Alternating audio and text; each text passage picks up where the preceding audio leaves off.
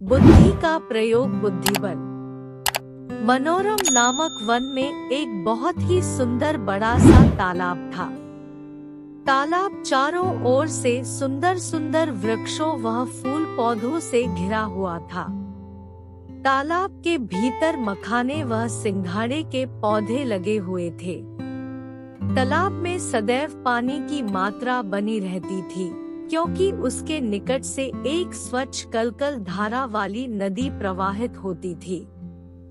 एक समय की बात है, दो मछुआरे मनोरम वन में विश्राम कर रहे थे। तभी उन्होंने देखा उस तालाब में खूब सारी मछलियां उपलब्ध है। दोनों मछुआरे आश्चर्यचकित होकर विचार विमर्श करते हुए कहते हैं, हमें आज तक इस तालाब का पता क्यों नहीं चला। काफी समय हो गया था, संध्या हो चुकी थी, इसलिए दोनों आपस में बात करते हुए वहां से लौट गए कि कल आकर यहाँ पर जाल बिछाया जाएगा। यह बात तालाब में बैठी तीन दोस्त मछलियों सुन ली। उन्होंने आपस में मंत्रणा की कि यह बात पक्की हो गई कि अगले दिन मछुआरा आकर यहाँ जाल बिछाएगा और हम सभी को पकड़ लेगा। क्यों न हम लोग तालाब से निकलकर नदी में चलें? उन मछलियों में से एक मछली दोस्त आलसी थी। उसने बात को स्वीकार नहीं किया और कहा कि जब मछुआरे आएंगे तब हम कहीं छुप जाएंगे।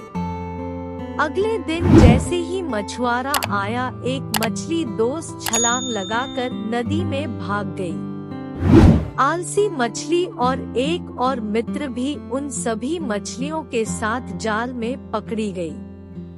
किंतु जैसे ही मछुआरा जाल समेटने के लिए आगे बढ़ा तो समझदार मछली ने मरे हुए होने का झूठा स्वांग नाटक किया। मछुआरे ने मरा हुआ समझकर उस मछली को निकालकर फेंक दिया।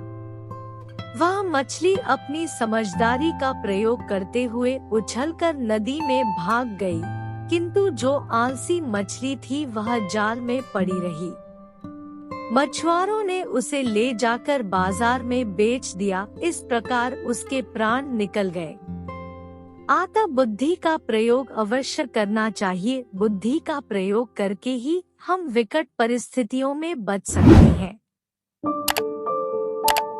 नैतिक शिक्षा। बुद्धि का प्रयोग समय पर करना चाहिए, इससे भविष्य की रचना होती है, अन्यथा मृत्यु।